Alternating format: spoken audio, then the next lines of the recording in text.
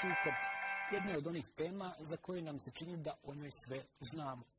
Pa ipak, sarajevski povjesničar i politolog Boris Havel obradio je tu temu na jedan originalni način iz teološkog, političkog i povijesnog rakursa.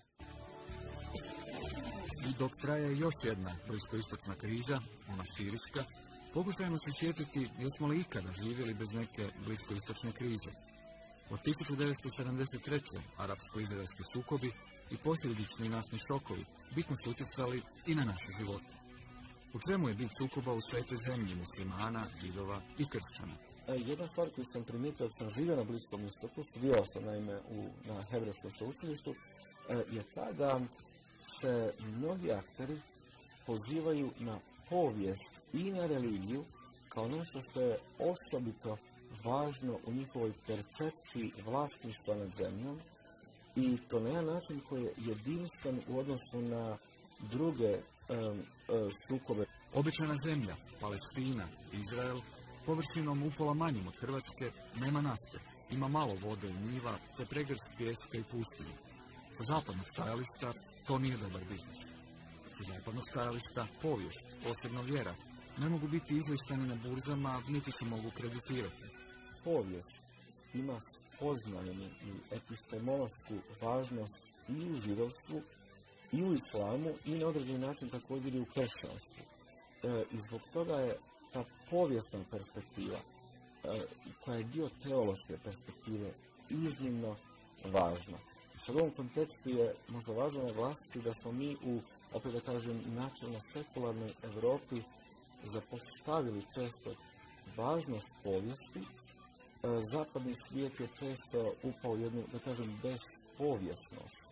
Ratovi zbog vjere u Europi se ne vode već 4 stoljeća. Eurocentrično superiorni zapad gotovo cinično gleda na vjersko tumačenje povijesti. U sukobu civilizacija bira strane po svojoj volji, politički ili medijski indoktrinirane. Uloga zapada se često, kad se radi o vanjsko-političkim temama, mi smo često još uvijek pod utjecajem onoga što ja zovem panjugovština, dakle percepcije iz bivše države, gdje se kao zapad promatra, odnosno taj kapitalistički zapad kao krivac za nevolje na svijetu, a imperializam i kolonijalizam kao nešto što je apsolutno negativno. Tako da uloga zapada, kao i ovaj sukob, nije jednoznačna. Tu postoje pozitivni čimbenici koje sam ja naveo u knjizi, postoje negativni čimbenici koje sam također naveo u knjizi. I mislim da je važna stvar, evo, u kontekstu odgovora na ovo vaše pitanje, ali i na cijelu knjigu i na promatranje ovoga zbivanja, je da tu nema puno crno-bijelih stvari. Zapravo tu se često radi o nijansama. Srž sukoba na izgled su nepromjenjive dogme iz Biblije, odnosno Kurana. One su neupitna povijest i one kreiraju politiku. Od samog početka. Od Abrahama. Boris Havel, analizirajući iznimno bogatu i vrijednu bibliografiju, te razgovarajući s pripadnicima obiju strana, dolazi do ključne spoznaje. Za pogled u budućnost Bliskog istoka potreban je obrat osi teologija, politika. Pitanje je kako će aktualne političke prilike u arapsko-izraelskim odnosima utjecati na budućnost teologija političkih aktera. Ono što bih mogao reći jeste da bi kvalitetni uvid u percepciju zbivanja samih aktera u svakom slučaju pridonio da mi sa zapada, znanstvenici, politolozi koji promatramo Bliski istok, budemo manje šokirani razvojem koji bude uslijedio.